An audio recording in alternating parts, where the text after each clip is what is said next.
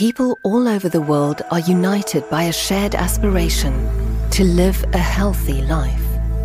Helping people to live healthier and longer is the reason we exist. At Siemens Healthineers, we pioneer breakthroughs in healthcare for everyone, everywhere.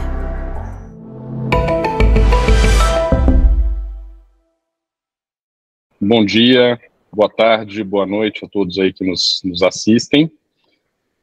Dando sequência ao nosso programa, nosso novo ciclo de webinars da Sociedade Brasileira de Cirurgia Ambulatorial, a Sobracan. Eu sou o Dr. Fábio Soares, presidente da Sobracan, e hoje temos aqui a honra de trazer a doutora Mara Machado. Ela é sócia fundadora e CEO da maior instituição acreditadora em saúde no país, que é o Instituto Qualisa em Gestão, o IQG. Graduada em enfermagem com especialização em saúde pública, com MBA pleno em administração de empresas, pós-graduada em administração hospitalar e em auditoria em saúde. Era idealizadora do Programa Brasileiro de Segurança do Paciente e membro da Academia Brasileira de Qualidade. E para comentar, teremos aqui a Silvia Seinfeld, que é formada em administração com ênfase em marketing na ESPM e com pós-graduação na área de saúde no INSPER, tendo trabalhado como consultora empresarial na INDG, empresa de consultoria em gestão fundada pelo professor Vicente Falcone. Posteriormente, com controle e melhora contínua de processos, qualidade e recursos humanos, tendo atuado no Grupo Cura. Atualmente é diretora executiva no CERTA, Hospital de Rio, em São Paulo, e membro atuante da Sobracan. Então, nós fizemos aqui uma série de perguntas para nortear o nosso encontro. Já vou lançar a primeira para a doutora Marta e depois convidar a Silvia para comentário. Bom, em termos de saúde, então, primeiro, acho que seria importante dizermos o que significa qualidade e como isso se relaciona com a segurança do paciente.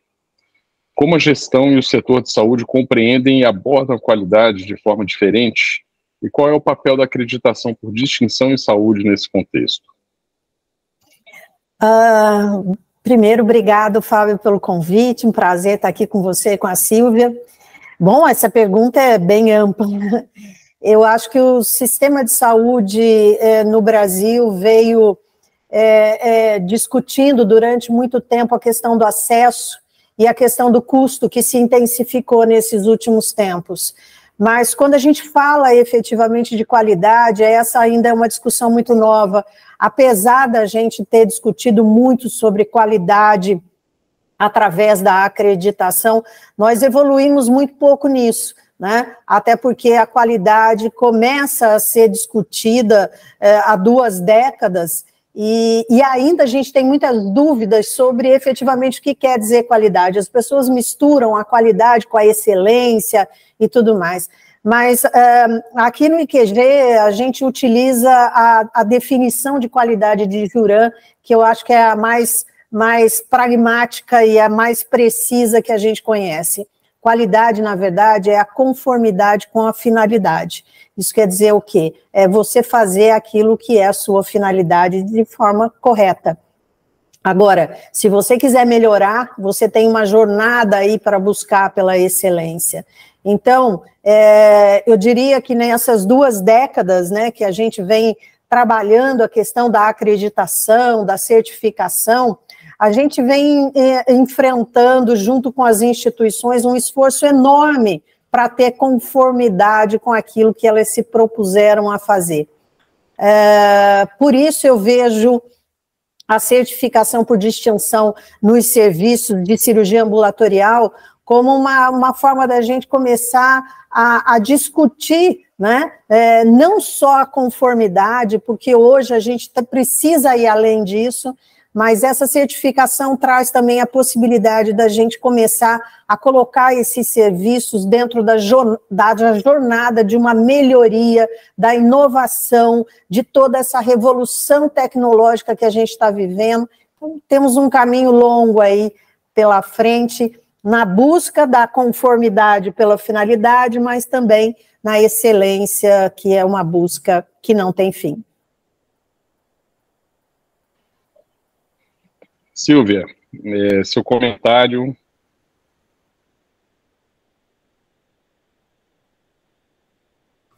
Em relação aí ao que a doutora Mara falou, na qualidade, o que nós aqui, empresários, a gente entende que a qualidade pode nos ajudar, né? Então, é sempre um treinamento de cultura, né, cultural aqui das equipes, ter o nosso capital humano desenvolvendo essa cultura de atender as conformidades, também de ser maduro o suficiente para entender as não conformidades como oportunidades de melhoria e como formas da gente conseguir constantemente melhorar nosso serviço. A gente entende que tem várias ferramentas, né, e várias teorias, então a gente tem o Ishikawa, tem o Protocolo de Londres, PDCA, enfim, mas nada vai adiantar essas ferramentas se a gente não tiver a cultura da equipe, né, a cultura por buscar atender melhor, por entregar o melhor para o nosso paciente. Então, acredito aí que a busca das certificações, a gente estava falando anteriormente, né, da diversidade de normas que a gente tem, RDC 50, RDC 302, RDC 350, 306, enfim, né, e eu acho que essas normas, né, doutora Mara, quando vocês compilam e oferecem para a gente uma possibilidade de norma, no fim é um resumo, né, é um compiladão de todas essas leis. Então, é uma forma, né, a gente estava discutindo no outro webinar, como que a gente consegue atender tantas leis, né? Eu acho que um bom caminho também é ter essas certificações. Quando vocês entregam para a gente um manual da Sobracan de certificação, eu entendo que vocês fazem um apanhado geral das regras, das normas, de como montar os núcleos de segurança do paciente, de como montar os processos, os fluxos, as equipes, enfim, tudo para atender, no fim, não só o nosso paciente, né, que é a nossa maior intenção, nosso paciente, nosso médico, né, mas, enfim, também conseguir atender as legislações e andar dentro das conformidades aí de todas essas normas que o Brasil oferece para a gente.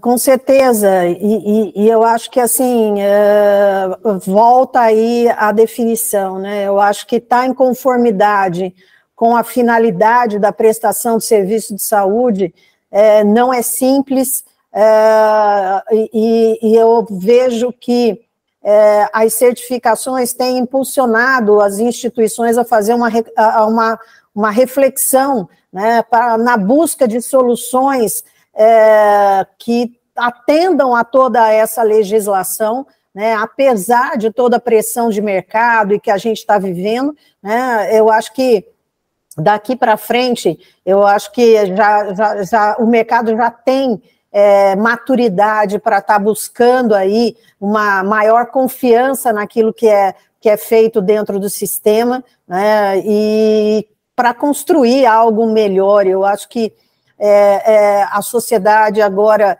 traz para a gente uma nova visão de trabalhar a saúde, e era isso que a gente vem precisando dentro desse sistema, né? A gente vinha repetindo procedimentos. Eu acho que agora a cirurgia ambulatorial trouxe para a gente uma reflexão de que nós precisamos de novos modelos dentro desse nosso sistema. Então, eu acho que a gente está vivendo um momento bastante oportuno para refletir a questão da qualidade e também para começar a buscar novos modelos de negócio dentro da saúde. Hoje a gente está falando de cirurgia ambulatorial, de deshospitalização, está falando de hospitais de transição. Eu acho que a gente precisa fortalecer esses novos modelos de negócio, né, mas sempre envolvendo tudo isso dentro da questão da qualidade, para que a gente não fique muito preso na questão do custo, né, e que a gente se esqueça da questão da qualidade. Eu acho que o nosso sistema vem aí discutindo acesso e custo, mas agora a gente precisa dar essa volta, principalmente nesse momento em que os novos modelos de negócio estão aí aparecendo. Muito bom. Eu quis trazer essa provocação inicial, né, sobre essa definição de qualidade, porque eu acho que existe ainda uma grande confusão né, sobre a questão da qualidade, de que é como se fosse uma medalha que se busca, e não se trata disso, né? Acho que a qualidade, ela aponta para um processo e para o estabelecimento de uma cultura que permeia simplesmente toda a equipe, tendo o paciente ali no centro do cuidado. Então, o central ali sempre é realmente o cuidado do paciente, né? E você usou uma palavra muito importante para nós, muito cara para nós na Sobracan, que é a deshospitalização, e a gente entende que nesse grande quebra-cabeças, né, da deshospitalização, a cirurgia ambulatorial, ela é mais uma peça que se articula, que se encaixa a todas as outras, né, que inclusive possibilitam, por exemplo, o cuidado domiciliar estendido ao paciente que acabou de ser operado, o próprio hospital de transição em algumas situações, mas que possibilitam que você leve a cirurgia ambulatorial como uma estratégia de cuidado ao paciente cirúrgico, que não necessariamente necessita de uma internação no hospital, né?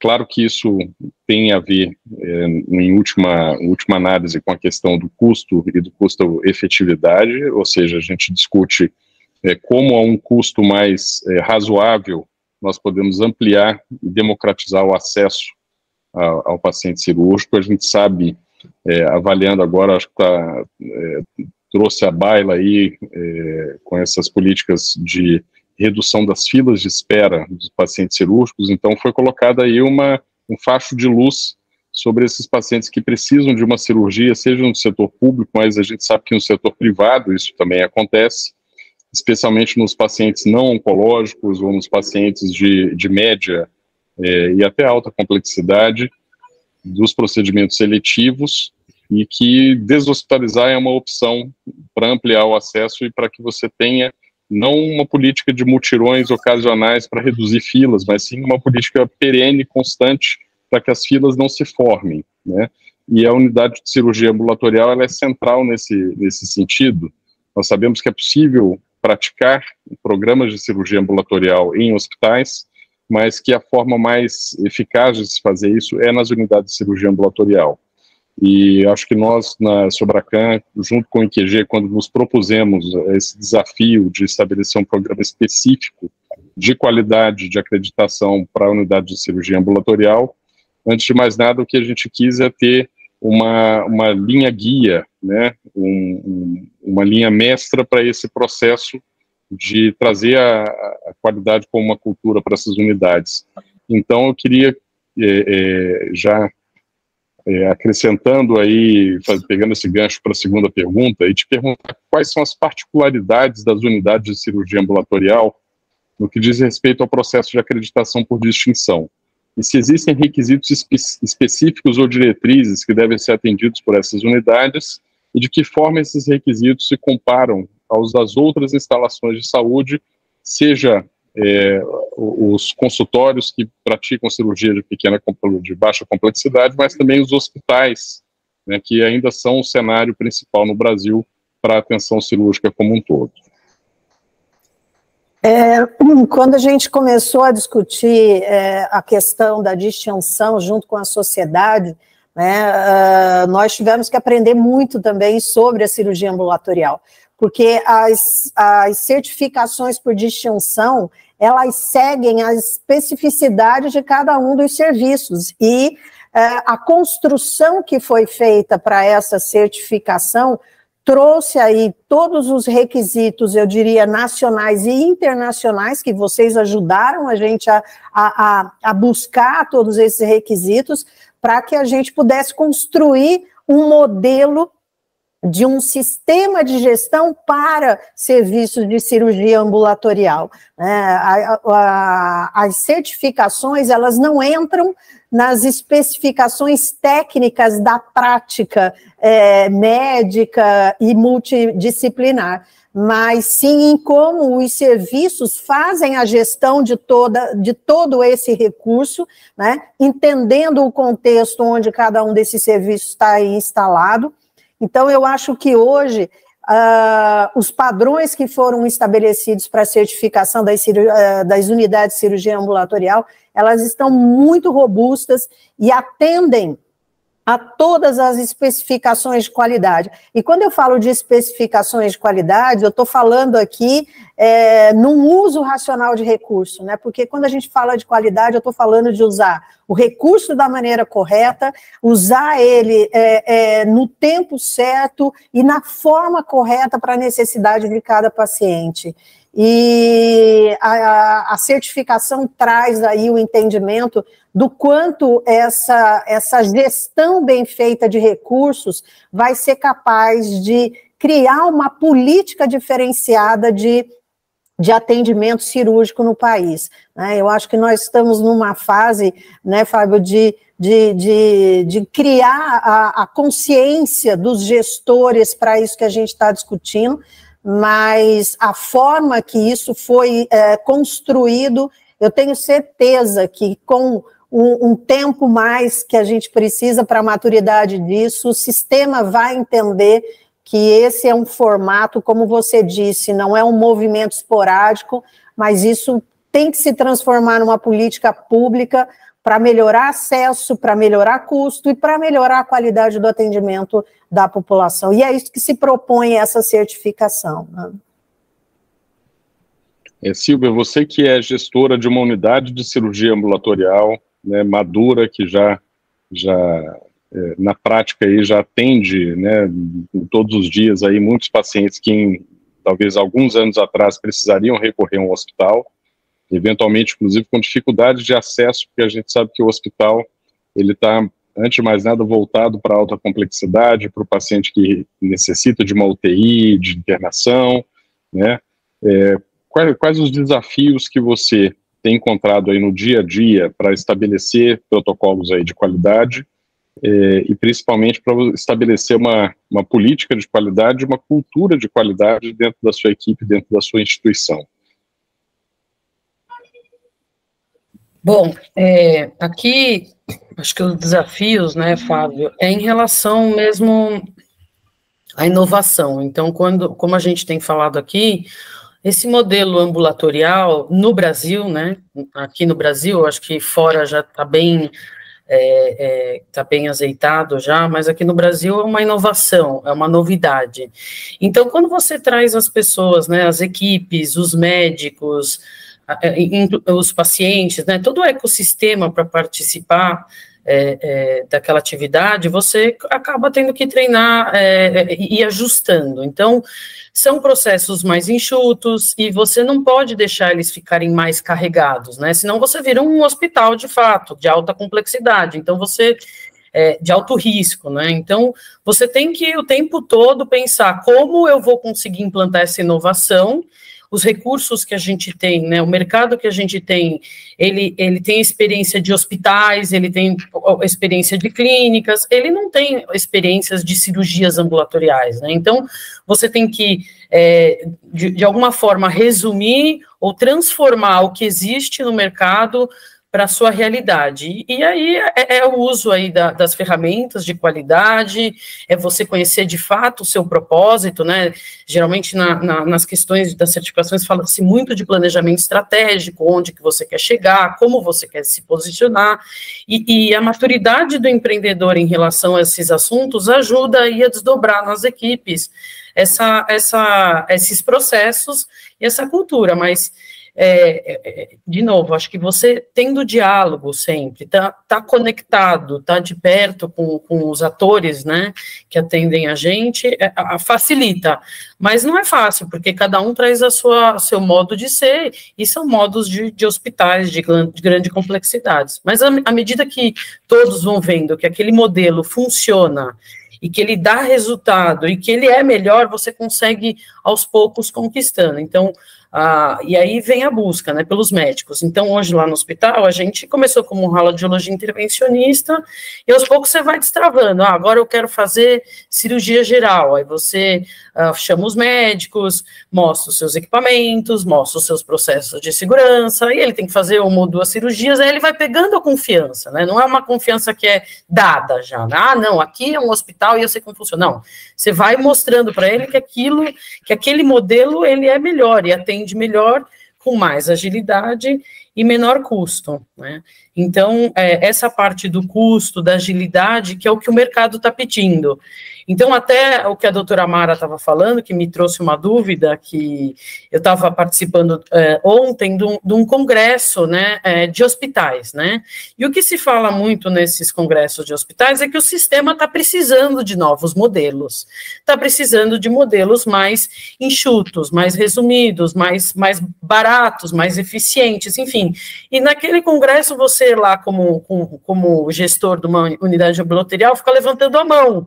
Olha a gente aqui, olha eu aqui, por que vocês não estão reconhecendo a gente como uma forma, uma saída, né, para esse momento que a saúde vem passando? Então, doutora Mara, você como uma grande conhecedora do mercado, né, de todas as atuações e modelos e atores do mercado, eu queria entender essa dúvida que eu fiquei lá no Congresso. Quais são as travas do setor para enxergar o nosso modelo? Por que o setor não rapidamente fala, não, aqui temos um modelo que a gente vai seguir e copiar? Né? Por que eles não estão aceitando a gente como um meio de transformação para esse setor? Pena que está sendo gravado. Eu falaria mais abertamente, mas a verdade é que existe aí grupos de lobbies bem financiados, com interesses muito concorrentes e prontos para essa batalha, né? E está longe de ser o que realmente o mercado precisa. Então, assim, a gente sabe que essa não é uma briga fácil, né? A gente já discutiu bastante isso com o Fábio e todo mundo, que, assim, é uma briga de gente muito grande, né? Com outros interesses dentro desse mercado, e a gente está vivendo isso cada vez mais, né? O Brasil passou, a partir de 2015, quando entrou o dinheiro estrangeiro aqui, o dinheiro estrangeiro entrou com a finalidade de manter o sistema dentro da lógica hospitalocêntrica. Então, nunca se viu tanta compra de hospital e aumento de leito. E, de repente, o sistema diz assim, este modelo está falido e nós precisamos acabar e abrir as paredes dos hospitais, né? Agora, o que eu faço com esse tanto de hospitais e com esse tanto de leitos? E aí começa a aparecer outros modelos de negócio. Então, primeiro a gente vai ter que quebrar a barreira desses lobbies todos que estão aí, muito bem financiados, né, e financiados agora com dinheiro de fora, para fazer entender que o nosso modelo precisa mudar.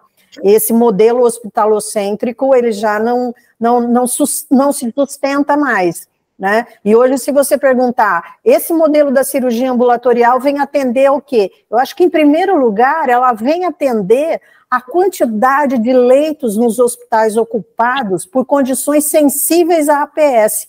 70% dos pacientes internados hoje não deveriam estar lá. Eles deveriam estar na atenção primária à saúde. Então, veja que são muitas barreiras, muitos lobbies, muita força, mas eu acho que a gente está avançando, Eu gostei muito da sua colocação, né? Eu tive num congresso que só se falava nisso. O sistema está quebrado, nós precisamos mais mexer nessa estrutura hospitalocêntrica que nós vivemos aqui com essa força. Talvez demore um pouquinho, mas não vai ser fácil, né? Mas é a única alternativa que o sistema tem. E a gente sabe que continuar reclamando não vai adiantar. Eu frequento esses congressos há 30 anos e nesses 30 anos fala-se a mesma coisa, só que agora a gente não pode esperar o sistema implodir. Nós vamos ter que entender que isso é inaceitável e nós vamos ter que encontrar esse caminho. Eu acho que as mudanças todas no mundo, geopolíticas, e tudo isso vai fazer com que a gente seja um pouco mais rápido. Eu estou acreditando nisso. E a provocação, então, para a sociedade, né, eu aqui como empreendedora querendo que esse modelo dê certo, né, Fábio, aí vem uma provocação para você. Nesse congresso ainda, foi muito comentado a necessidade dos atores, né, dos players sentarem junto, convênios, órgãos reguladores, né, ANS, abrange, hospitais, governo, enfim, Ministério da Saúde, de sentar junto e fazer as discussões, que vai ter o diálogo, né, vai ter que ter esse diálogo. Então, eu queria entender se a gente está preparado para esse diálogo, se a gente está, como que a gente está se preparando para esse diálogo, de sentar com esses atores e mostrar a nossa representatividade e como que a gente pode ajudar o setor da saúde a virar o jogo. É muito interessante essa sua colocação, Silvia, e tudo que a Mara colocou, porque me remete ali ao surgimento da Sobracan. Então, no começo, nós percebemos que a primeira coisa que a gente precisava era entender como foi esse percurso em países que amadureceram seus modelos de cirurgia ambulatorial, que não é uma coisa simples, né?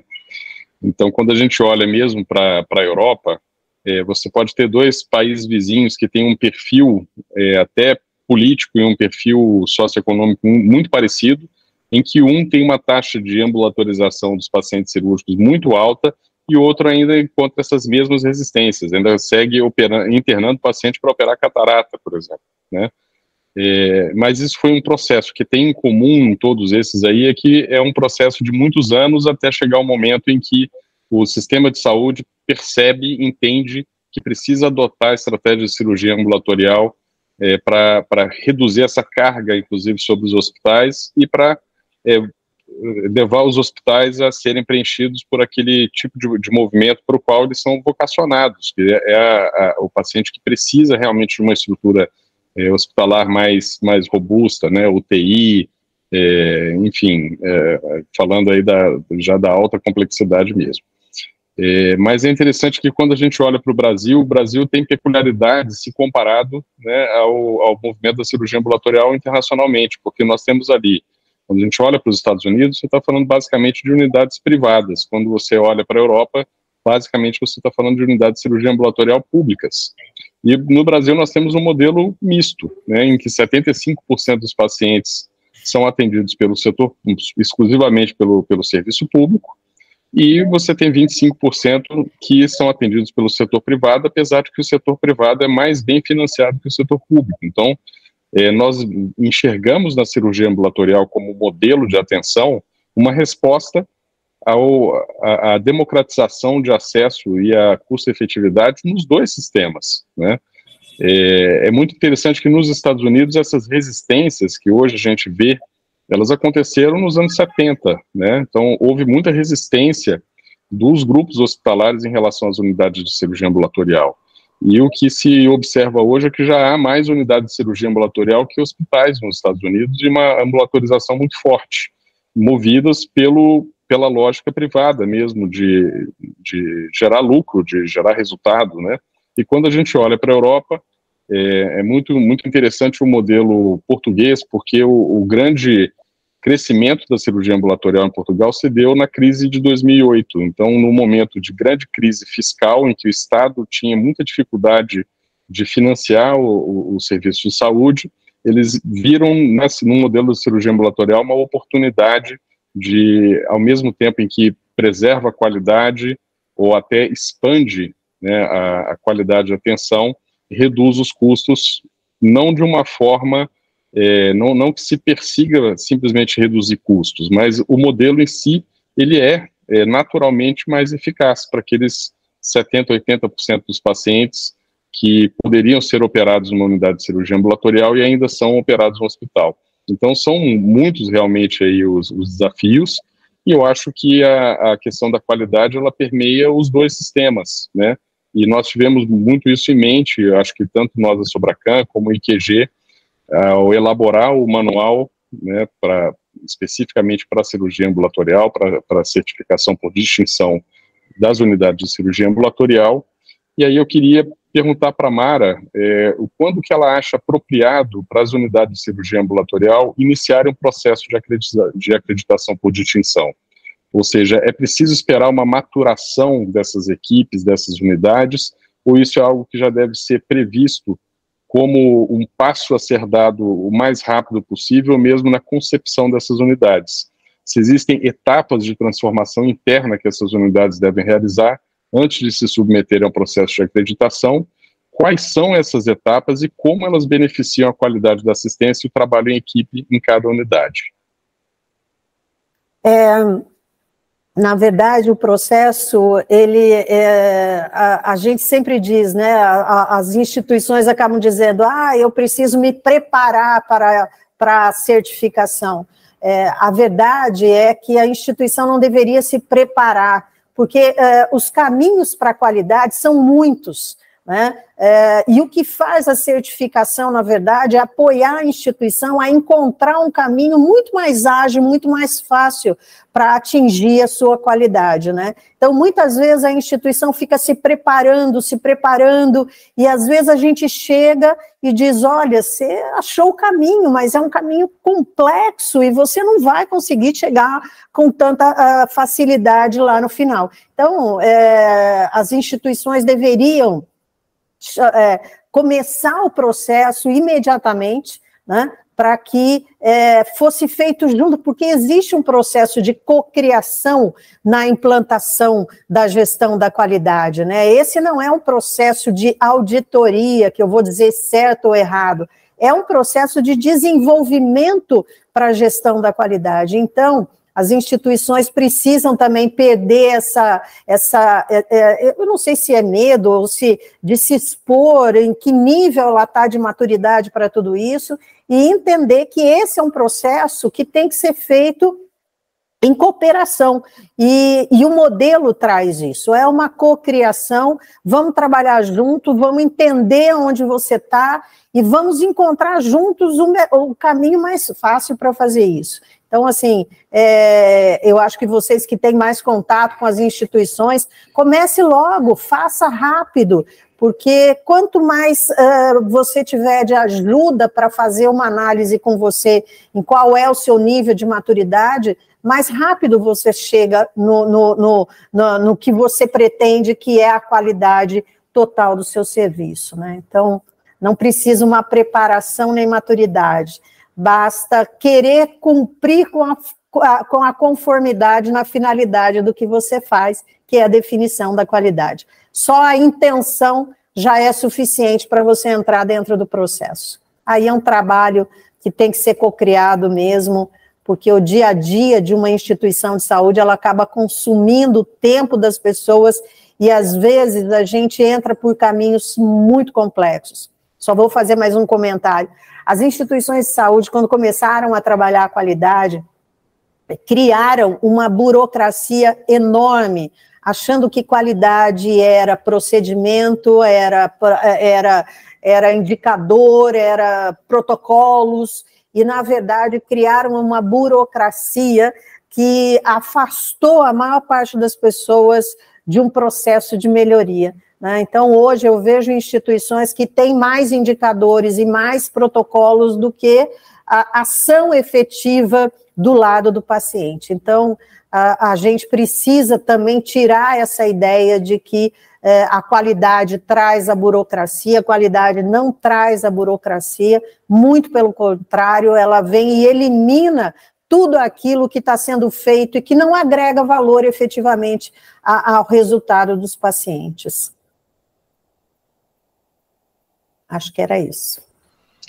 Muito bom, eu gosto muito desse termo, cocriar, apesar de que ele, hoje eu acho que ele é muito mais simples do que parece, né? Ele é criar junto, né? Ou seja, é você ter alguém que te auxilie com um olhar externo, mas que tenha também uma metodologia e que tenha um caminho, te auxilie nesse caminho, encontrar esse caminho que serve para a sua unidade, né? Que serve para o seu grupo. E eu acho que o IQG, eu acho que ele foi muito feliz, né, nesse processo de criação do manual, que ele leva, o manual ele é amplo, né, ele traz ali linhas mestras, linhas gerais, mas ele não é engessado, até porque as unidades de cirurgia ambulatorial, se comparados aos hospitais, ele abrange uma diversidade muito grande. Você pode ter uma unidade de cirurgia ambulatorial oftalmológica, só, que faz dedicada a basicamente um ou poucos tipos de cirurgia, ou só de ortopedia, ou algo mais amplo, com mais salas e que se dedica a mais especialidades. Então, é claro que esse caminho de busca de qualidade por essas unidades, elas também vão ser diferentes. Então, é difícil você estabelecer digamos assim, um engessamento, né, que vai levar todas elas a um caminho de qualidade. Os caminhos são distintos, são diferentes, né. Quando a gente vê essa certificação, às vezes, essa busca das instituições, às vezes, por certificação, especialmente da Joint Commission, às vezes estrangeiras, quer dizer, são processos de certificação que não levam em consideração características locais, nacionais, do nosso sistema de saúde, do nosso mercado. Então, puxando um pouquinho a sardinha para a nossa brasa, Mário, eu queria que você comentasse um pouco sobre isso, né? Sobre a importância e relevância de ter uma cultura nacional, uma cultura brasileira de busca por um caminho da qualidade que seja efetivo e que, no final das contas, traga realmente uma cultura de qualidade para as instituições, para a equipe, que se revertam em desfechos clínicos melhores e mais com um custo-benefício mais adequado, do que simplesmente a busca por um selo de distinção ou por um diploma para colocar na parede. Essa tua pergunta é bastante importante para nós, que a gente vem aí militando nessa questão da qualidade há quase mais de 23 anos. Então, o Brasil se perdeu muito nisso, né? Porque todo modelo de acreditação, onde se busca qualidade, ele é construído em cima das necessidades do sistema onde ele opera. Não dá para eu querer trabalhar um método que atenda todos os modelos pelo mundo todo. Você mesmo colocou, você vai na Europa, você tem um país do lado do outro, mas com condições completamente diferentes na implantação de um modelo de negócio na saúde. Então, o que aconteceu no Brasil é que, por uma questão, eu acho que até de maturidade mesmo, de muitos gestores, foram buscar modelos de fora, né, que não se adaptam à nossa realidade, porque a realidade do sistema de saúde brasileiro, ela é única, não tem em lugar nenhum do mundo. Tanto que muitos que vieram de fora tentando fazer o negócio funcionar aqui, agora estão querendo sair, porque o nosso sistema tem características muito complexas. Então, acabaram trazendo essas ferramentas, tentando impor à cultura da instituição um modelo que veio de outro país, modelo que veio dos Estados Unidos, que veio do Canadá, e isso acaba fazendo com que a gente perca o caminho de tudo isso. Eu acho que as certificações por distinção, elas são criadas aqui, na realidade, e foi isso que nós fizemos com o modelo da cirurgia ambulatorial.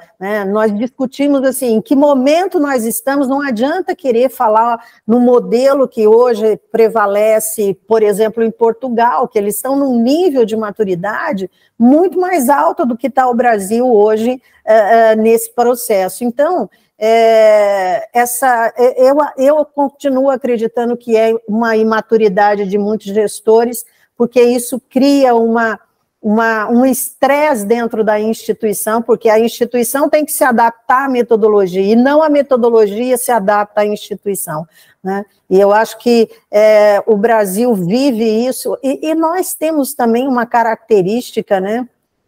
Já diziam aí os grandes jornalistas, né? Nós somos um país que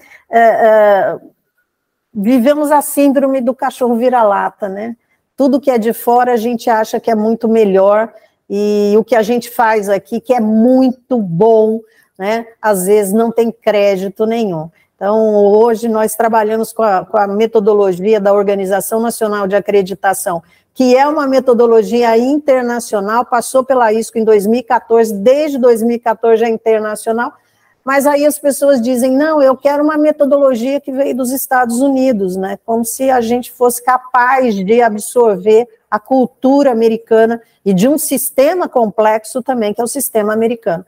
Então, assim, a gente precisa entender a nossa realidade, entender a nossa característica, e eu acho que a sociedade fez uma escolha muito boa em buscar a certificação, né, trazendo aí a realidade do sistema que a gente está vivendo e do quanto nós vamos ter que trabalhar juntos ainda para ir melhorando este manual com a maturidade que o sistema vai começar a ter sobre essa prestação de serviço. Então, é um trabalho complexo esse nosso, né, porque essas influências todas acabam também fazendo com que, muitas vezes, a gente perca o rumo aí do encaminhamento que o Brasil precisa. Só vou falar mais uma coisinha. O Brasil é um dos poucos países do mundo que não tem uma política nacional de qualidade. Então, assim, nós hoje, o que é qualidade para um hospital? O que é qualidade para a cirurgia ambulatorial? O que é qualidade no serviço público, na saúde suplementar? Isso não está definido claramente. Então, assim, a gente tem muita gente falando de qualidade, muitas metodologias andando pelo nosso país, mas nós não temos uma política pública para falar de qualidade. Então, assim, nesse momento o IQG está numa briga grande, né, para buscar uma política que defina o que é qualidade, nos diferentes níveis de maturidade que a gente tem, porque o Brasil é um território imenso, e nós vamos ter que trabalhar isso até para achar um caminho, para que todo mundo siga esse mesmo caminho, e que a gente não tenha essas discordâncias de metodologia nacional, internacional, o que faz lá fora, o que eu faço aqui, mas sim encontrar o caminho que o sistema brasileiro precisa para atingir a conformidade com a finalidade que ele se propõe. Queria complementar, Mara, aqui o que você falou, né, dessa fragmentação do nosso mercado, né, que eu acho que vem de encontro com essa dificuldade de ter uma política única de saúde, né. Então, o ex-ministro da Saúde, Taishi, acabou comentando, né, dessa visão que a gente tem sobre o mercado, sobre SUS e saúde suplementar, elas são separadas, quando no fundo é a mesma saúde, é a mesma população, né? São 200 milhões de habitantes. Não são 50 milhões de habitantes e 150 milhões de habitantes. Somos todos aí precisando da saúde, que enquanto a gente não conseguir juntar, né, tirar essa fragmentação toda, né, de olhar o setor da saúde como um todo junto e ter essa orientação, um Ministério da Saúde olhando as duas, né, dois setores, vamos chamar assim, que vai ser bem difícil implantar essa política geral, né, da saúde. Então, e ainda falando do que você falou, né, da gente não reconhecer o que a gente tem, quando a gente, quero ser o americano, quero ser o mercado de saúde português, ou o alemão, enfim, a gente acaba desconsiderando. A gente é um dos únicos países que tem o sistema único de saúde do jeito que ele está. Ele tem muita coisa a melhorar? Sim, ele tem bastante coisa a melhorar, né, enfim, tem algumas travas aí, mas é um setor novo, não, é um serviço novo, tem 33 anos, né, que criaram o SUS,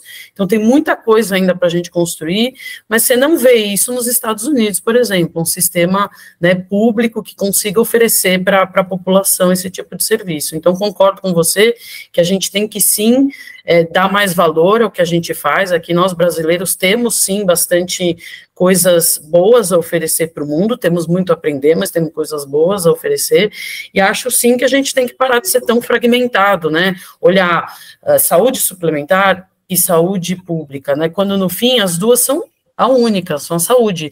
E você vê que a saúde do SUS está precisando de leitos e a saúde pública tem um monte de leito, então tá descasado, né? Temos que casar essas necessidades, e acho que casando essas necessidades, com certeza, Mara, vai também ajudar nessa política única, né, de segurança, de qualidade de saúde. É isso. Eu não posso ter uma saúde para 20% da população e outra para 80% da população. E hoje é isso que a gente tem, né? E todas as referências que a gente faz sobre qualidade na saúde vêm para essa minoria, né? E a gente esquece de 80% da população que não tem esse acesso a essa tecnologia, o que estão discutindo aqui. Então, quando eu vejo essas grandes discussões sobre transformação tecnológica, inovação, eu fico pensando, meu Deus do céu, em que mundo essa gente vive, porque 5% das cirurgias do SUS são feitas por vídeo. Então, um total, está desorientado esse sistema, né? Quando a gente começa a falar de, não que não tenhamos que falar, mas nós temos que levar isso nos dois mesmos níveis, né? Eu começo a falar de cirurgia robótica de um lado, e do outro eu não consigo fazer cirurgia por vídeo, eu estou fazendo internação de 7 dias para uma cirurgia ambulatorial. Não, é muito interessante, você foi muito feliz no seu comentário, Silvia, porque realmente o sistema é um, e a gente vê isso acontecer na prática, e até em casos emblemáticos. Acho que o último é esse do Faustão, quer dizer que fez um transplante cardíaco no Einstein, graças a um órgão que foi captado no SUS, e isso parece que não aparece, né? Em que hospital foi captado esse órgão? Foi feita essa cirurgia de bancada, essa logística avançadíssima para identificar esse paciente, conseguir entender quem tinha maior urgência para receber aquele órgão, captar o órgão, transportar, tudo isso foi feito pelo SUS. E numa medida reversa, né, os pacientes da saúde suplementar, em geral, no caso de trauma, de urgência, eles são atendidos, o primeiro atendimento costuma ser no SUS, e tem uma conta aí que não fecha, inclusive, de ressarcimento ao SUS por serviços que foram prestados pelo SUS no início, pelo menos, da atenção de pacientes da saúde suplementar. Ou seja, a gente tem aí muitas lacunas que precisam ser realmente preenchidas e um diálogo precisa acontecer. E você lembrou bem, né? Eu acho que o Brasil é o único país, salvo engano, com mais de 100 milhões de habitantes que tem um sistema universal público de saúde. Ou seja, todos esses 25% dos brasileiros que têm acesso à saúde suplementar, eles também são usuários do SUS, mesmo que eles talvez não percebam isso. Então, isso aí também é um ponto importante. Mas, em comum, eu acho, tanto a saúde privada quanto a saúde pública, que talvez na saúde pública você tem 5% das cirurgias de vesícula acontecendo por videolaparoscopia, e na saúde privada quase 100%, né? Mas a saúde privada também não dá conta dos procedimentos que deveriam ser ambulatoriais, de complexidade média, e que esses pacientes, mesmo na saúde suplementar, eles têm muita dificuldade também de acesso. Então, a gente entende que a cirurgia ambulatorial ela é uma resposta para esses dois modelos, para esses dois sistemas que correm paralelamente, né? Então, foi muito, muito importante isso que você colocou. Mas eu queria trazer de volta um pouquinho para a questão da acreditação e perguntar para a Mara, né, quais são os principais desafios que as unidades de cirurgia ambulatorial podem enfrentar ao buscar a acreditação por distinção. E como o Instituto Qualise Gestão pode ajudar a superar esses desafios e garantir que as unidades atendam aos padrões de qualidade e segurança necessários na prática, ou seja, falar um pouquinho desse processo, como funciona, desde o momento em que a unidade busca o IQG ou a Sobracan em busca dessa acreditação, e como é na prática esse processo até o final das contas realmente ser acreditada essa unidade. Como eu disse, esse é um processo de cocriação. Então, nós começamos com um diagnóstico, fazemos 2 acompanhamentos ainda com a instituição antes da certificação. Então, nós fazemos esse diagnóstico e depois temos mais 2 avaliações onde a gente trabalha junto para apoiar a instituição na coordenação aí dos seus processos na busca da qualidade. Então, não é um processo que a gente chega e já vai para a certificação, né? Então, tem todo um trabalho a ser construído, né? Um trabalho que, quanto tempo, às vezes, perguntam? Depende muito do nível de maturidade da instituição. Tem instituições que nós fazemos o diagnóstico e já podemos ir para a certificação. Tem instituições que nós vamos fazer o diagnóstico e vamos fazer 2 acompanhamentos que fazem parte desse processo de cocriação. Então, assim, é um trabalho mesmo de buscar junto com as instituições o quanto é que a gente pode colaborar tanto na parte de integração dos processos, como também na parte de envolvimento dos profissionais desses serviços nos processos de qualidade. Então, a gente trabalha muito com o processo de educação, porque a gente sabe que para nós falar de qualidade, a gente fala isso há 23 anos, então parece tudo muito fácil e muito simples, mas é o que você disse, a hora que vai para a operação, né, nem sempre isso é tão simples assim, né? Até porque eu vou trabalhar em cima de uma estratégia da instituição, mas existe uma cultura organizacional que é onde a gente tem o maior trabalho, né? Porque as instituições vieram ao longo do tempo criando seus valores, as suas crenças, e quando vem o processo de qualidade, mais difícil não é alinhar a estratégia, tudo isso, mas sim trabalhar junto com a cultura organizacional para que a gente consiga fazer da operação a alavanca para que isso efetivamente aconteça. Então, assim, não é um processo documental, né? Então, não é um processo onde a gente olha o papel, mas é um processo onde a gente vai entender como é que a cultura se comporta na implantação de processos de qualidade. Então, é um desafio, porque muitas vezes até a estratégia da instituição é a certificação, mas a cultura está tão forte que a estratégia não consegue romper as barreiras do operacional, né? E aí você acaba tendo que fazer muito mais um trabalho de integração profissional, né, para dentro do processo da qualidade do que propriamente o alinhamento da estratégia à gestão da qualidade. Muito bom, Silvia, você quer comentar um pouco?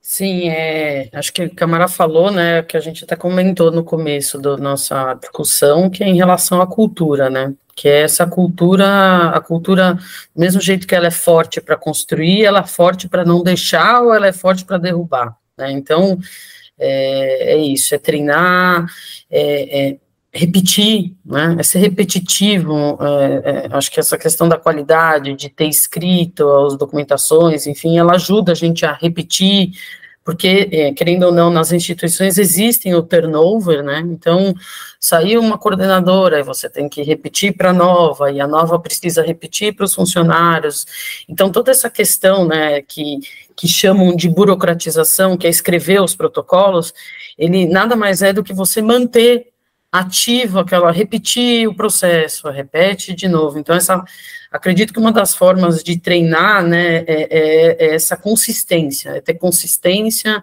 e a capacidade nossa aí de repassar os conhecimentos, né, Mara? Então, quando você diz que o cultural, né, eu concordo com você, em tudo que você falou em relação ao cultural, né, você ter os profissionais construindo aquele sentimento de qualidade, sentimento de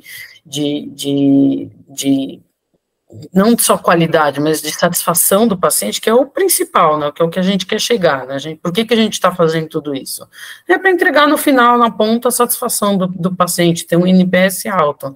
Então, isso tem que estar enraizado nas pessoas, né, e a forma de você ler indicadores, né, ter uma reunião, um núcleo de segurança do paciente, discutindo com os colaboradores, né, sistematicamente os eventos adversos, as melhorias nos prontuários de paciente, enfim, os eventos adversos, é sempre uma oportunidade de você trazer com persistência, com constante, aquela mudança e aquilo que você quer entregar. Então, sou fã de certificações de qualidade, né, eu tenho bastante conhecimento aí em outras certificações como ONA 1, ONA 2, ONA 3, né, que eu fiz aí até com o Instituto Coalisa. Também tenho bastante conhecimento do PAD, PALC, enfim, quando fui trazer aqui para o Hospital Joint Commission, foi muito difícil, porque é outra estrutura, é outra entrega que você quer fazer, e aí, de novo, você tem que adaptar aquele tamanho, né, aquela complexidade toda para uma coisa que você queria mesmo que fosse enxuta e ágil. Então, quando vocês fizeram esse manual, foi um motivo aqui nosso de comemoração, porque realmente é a luva que encaixa aqui, né? Então, a gente acaba conseguindo trazer essas metodologias, esses acompanhamentos para a cultura da nossa empresa, sem deixar pesado, né? Então, muito obrigada. E aí, teve uma frase aí que você falou que tem que começar do começo, né, Mara? Que a gente fica aqui como empreendedor procrastinando, esperando o melhor momento. Não, agora eu vou esperar isso. Não, agora eu queria fazer isso, enfim. Esse não eu concordo com você, né? A gente, primeiro, o drive pra gente é o ótimo inimigo do bom. Né? Começa com um negocinho, vamos, não, porque eu não consigo fazer as reuniões, todas as documentações, começa por um documento, fizemos o documento, eu começaria pelo núcleo de segurança do paciente, né, enfim, que é você decidindo, você vendo os indicadores, então começa por uma documentação.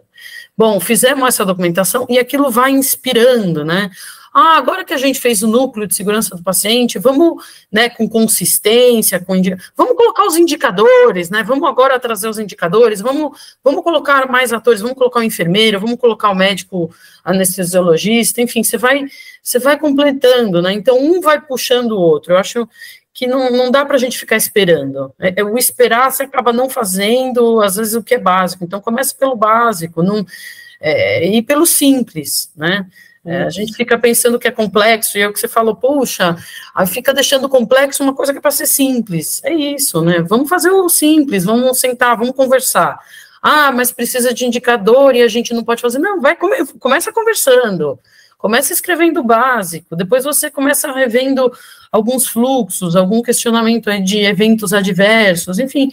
E eu acho que todo esse começo, né, vai puxando o resto e vai motivando o resto todos os setores, outros profissionais, enfim, então, essa é a parte aí que a gente trabalha muito forte aqui, né, começa pelo começo, vai fazendo aos pouquinhos e não fica esperando um mega projeto, uma mega verba que pode ser que ela nunca chegue, né, começa pelo simples. É isso mesmo. E só para completar, eu acho que uma das questões que a gente precisa entender é que na saúde eu tenho que trabalhar com o desenvolvimento do trabalhador do conhecimento. É muito fácil a gente falar de regras, controles, quando eu trabalho com uma força de trabalho mecânica, né? Só que a saúde, ela é 95% formada por trabalhador do conhecimento. Processos clínicos, 100% são de trabalhadores do conhecimento. O trabalhador do conhecimento, ele tem outra forma de entender processos, de entender controles. Então, assim, Eu acho que hoje o tempo que a gente demora para criar uma cultura é porque ainda os gestores têm dificuldade para lidar com esse trabalhador do conhecimento, né? Então acham que um médico, eu posso pegar um protocolo e dizer para ele, a partir de segunda-feira você vai cumprir esse protocolo. Jamais vai funcionar. E não é só o médico, né? Isso é o enfermeiro, é o farmacêutico, são todos trabalhadores do conhecimento. Então, assim, o nosso modelo também de gestão ainda está lá na Revolução Industrial, né, um modelo taylorista da estrutura da administração clássica, que é comando e controle. E a gente acha que ainda pode criar uma cultura na saúde com o comando e o controle. Eu acho que a burocracia que eu falei vem muito disso, né? Esse tipo de profissional não dê comando para ele, faça ele participar. Ele precisa ter consenso, ele precisa ter consentimento, né? Ele precisa dizer, eu vou conviver com isso da melhor maneira, senão não vai funcionar. E aí a gente vai criando mais controles, e a cultura fica uma cultura cansada, né? Porque você fala, não, é outra iniciativa de qualidade, a gente já sabe que vai vir de cima para baixo, que não sei o quê. Então, assim, identificar esse trabalhador dentro da cirurgia ambulatorial, o trabalho de vocês é um trabalho do conhecimento, é puramente do conhecimento. A equipe multidisciplinar dentro da cirurgia ambulatorial, ela é 100% trabalhador do conhecimento. Então, ou existe o consenso e o consentimento, que não é só o consenso, tem que ter o consentimento, ou então a gente vai ter uma barreira enorme se a gente continuar nesse modelo de gestão de comando e controle, né? E esses profissionais, eles são muito fáceis de trabalhar a gestão com eles, né? Hoje a gente discute, são equipes autogerenciáveis. Eu acredito muito que na cirurgia ambulatorial, né, você consegue ter modelos de equipes autogerenciáveis que façam entregas responsáveis, né, sem a necessidade de tantos controles como a gente tem em outras prestações de serviço. Nós vamos querer trabalhar muito isso na cirurgia ambulatorial. É possível que as equipes se autogerenciem e elas comecem a trazer o resultado de forma responsável para dentro da instituição. A gente acredita muito nisso. E na cirurgia ambulatorial mais ainda. Mara, eu acho muito interessante essa sua colocação, porque realmente eu acho que gestores e as equipes clínicas, né, aí médicos, mas todos os outros profissionais que atendem os pacientes diretamente, eles têm visões de mundo muito diferentes, então eles têm uma visão também muito diferente do que seja qualidade, né? E, de certa forma, o que aconteceu com essa enxurrada de capital estrangeiro de 2015 para cá, à medida em que você teve toda essa fusão, aquisição e, em alguns casos, inclusive uma verticalização que traz uma confusão muito grande, né, de grandes grupos que ele está atuando nas duas pontas. Ele vende o plano de saúde e ele também é o dono do hospital. Então, ele está, muitas vezes, em posições de interesses absolutamente conflitantes ali, e você transbordando isso para quem está na ponta atendendo, às vezes você manda, inclusive, sinais trocados sobre o que se espera do profissional na atenção.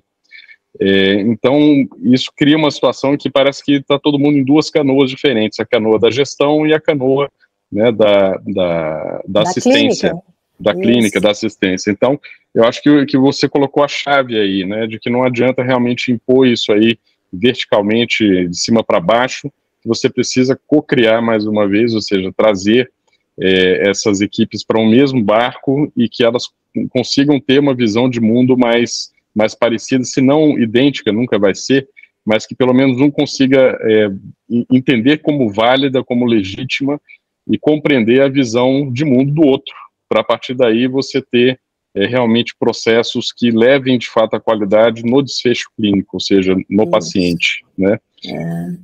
Muito, muito bom. Bom, a gente está chegando já a quase aí 1 hora aí de conversa. Eu queria fazer uma última pergunta aqui, mais voltando também para a questão, né, da acreditação, da certificação, e convidar depois Mara e Silvia para suas considerações finais.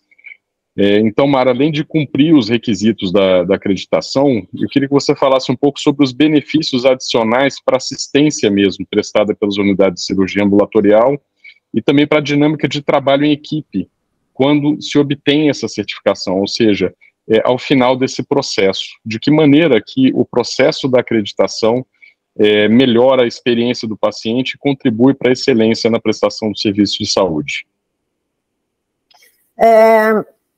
A gente vem, nesses últimos tempos, discutindo muito sobre a experiência do paciente e sobre a segurança do paciente.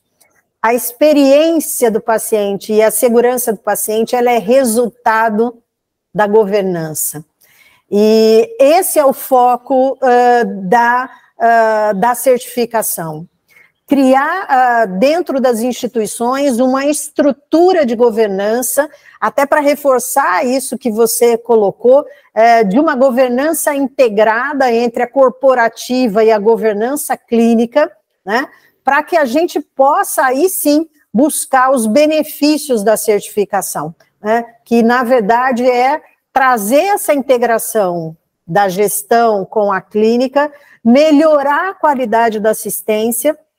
A partir daí, eu começo a ter um diferencial competitivo, que é maior segurança, melhor experiência e a resolutividade e o custo que a gente tem que trazer para dentro disso também. Então, a essência dessa certificação está em integrar isso mesmo. Fizemos isso porque é a característica da prestação de serviço da cirurgia ambulatorial, né, que é o trabalho em equipe. Então, eu preciso ter uma governança corporativa que entenda muito bem isso e traga para essa equipe clínica a possibilidade de, com todo o conhecimento que a equipe tem, buscar os melhores resultados clínicos. Então, eu acho que a hora que a gente consegue fazer essa integração do corporativo com o clínico, a gente começa efetivamente a criar valor. E eu acho que a certificação tem isso como foco, né, pela própria característica do serviço de cirurgia ambulatorial. E como eu disse, a gente tem uma grande esperança de chegar lá na frente e poder trazer para a cirurgia ambulatorial a experiência do que são equipes autogerenciáveis. Aí sim, eu vou começar a falar de grandes resultados e de muita responsabilidade na entrega, o que vai melhorar a experiência, vai melhorar a qualidade. Isso tudo é um trabalho mesmo e é o foco da certificação. Muito bom. Silvia? Acho que aqui quando você, né, tem a acreditação, falando em dinâmica da equipe, acho que a equipe começa a se sentir mais segura, né, porque sabe que sabe as regras e sabe que elas estão seguindo as regras, né, então isso dá mais segurança para ela. Ela fica também mais orgulhosa, porque ela fala, eu estou fazendo certo, eu estou fazendo direito, né, já que ela tem o manual para seguir, e ela fica diligente também, ela fica lá mais observadora, mais auditora, então você começa a ter mais apoio lá na ponta, na operação, em relação ao que é para fazer, o que é para ser entregue ou não. Acho que ainda sendo otimista, né, em relação aos benefícios das certificações, algumas das certificações, a Agência Nacional de Saúde, ela regulamenta que os planos de saúde têm que pagar mais para os serviços que são qualificados. A gente sabe que na prática isso não acontece muito, né, mas o que eu tenho visto aí nos planos de saúde é que eles começaram a fazer suas próprias auditorias, né, então, a gente tem pedido credenciamentos, mostrando o nosso benefício, que é a parte comercial que a gente precisa fazer, E muitas das operadoras têm vindo fazer a visita de auditoria de qualidade. Ou seja, então, se você está fazendo já, se você tem alguma certificação, esses ensaios, quando vem o plano de saúde, pelo menos que é a nossa fonte pagadora hoje aí na saúde suplementar, a gente consegue atender também, a mostrar para eles nossas travas de segurança, nossa gestão, nossa governança, o engajamento da nossa equipe naquela solução. Então, eu já vejo esse movimento aí nesses planos de saúde, né?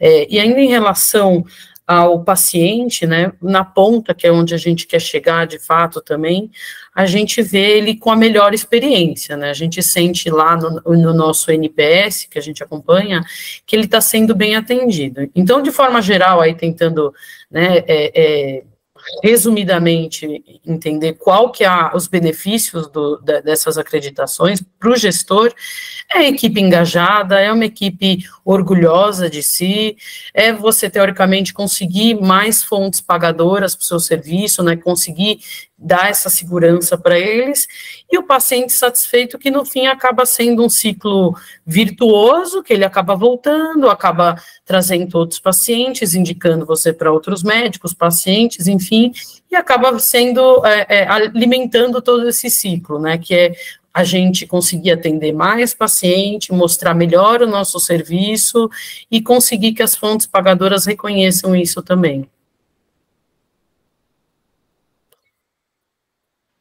Perfeito, muito bom. Acho que assim, a conversa, quando é boa, ela passa rápido, né? Infelizmente, a gente está chegando aí já no finalzinho. Na sua fala, Silvia, me lembrou de um inquérito que foi feito, não me engano, na Espanha, com colecistectomia videolaparoscópica, comparando o paciente que foi internado e o paciente ambulatorial. E eles avaliaram aí os PROMs, né, em relação aí à experiência mesmo do paciente. E, em geral, aqueles pacientes, comparando pacientes que tinham sido operados em circuito ambulatorial e foram pernoitar em casa, mas que fizeram pequenas complicações, uma infecção do sítio de ferida, mesmo um pouco mais de dor no pós-operatório, e compararam depois a experiência deles com pacientes que foram internados e que não tiveram nenhum tipo de complicação. E os pacientes, mesmo com pequenas complicações, pelo fato de terem se recuperado em casa, com o suporte de uma equipe multidisciplinar no circuito de cirurgia ambulatorial, avaliaram melhor o processo, né, e ficaram mais felizes, mais contentes com o desfecho clínico que eles obtiveram. Então, isso fala muito a favor da revolução que é a cirurgia ambulatorial. E eu acho que essa discussão, né, de qualidade permeia, né, a cirurgia ambulatorial. Eu diria que ela é nativa, ela é nata. Realmente a cirurgia ambulatorial é um modelo multidisciplinar, ela depende da interação multiprofissional, e você precisa realmente de parâmetros de qualidade que sejam pactuados por todas essas diferentes categorias profissionais que trabalham direto com esse paciente, e eles se sentindo ouvidos e se sentindo como participantes da definição desses parâmetros de qualidade em cada instituição, eles também se responsabilizam mais por se manter realmente essa linha de cuidado de acordo com os parâmetros que foram pactuados. Então, queria agradecer mais uma vez a presença da Mara, a sua presença, Silvia, e convidar vocês que nos assistiram até agora a continuar conosco aí nos próximos conteúdos do nosso ciclo de webinars. Vem bastante coisa útil para o empreendedor brasileiro que está buscando estabelecer a sua unidade de cirurgia ambulatorial, mas também para as equipes que estão no setor público e que entendem que a cirurgia ambulatorial é um caminho para deshospitalização com qualidade e para acesso e democratização do acesso aos pacientes que estão hoje em fila de espera por procedimentos cirúrgicos. Então, muito obrigado e até a próxima. People all over the world are united by a shared aspiration to live a healthy life. Helping people to live healthier and longer is the reason we exist. At Siemens Healthineers, we pioneer breakthroughs in healthcare for everyone, everywhere.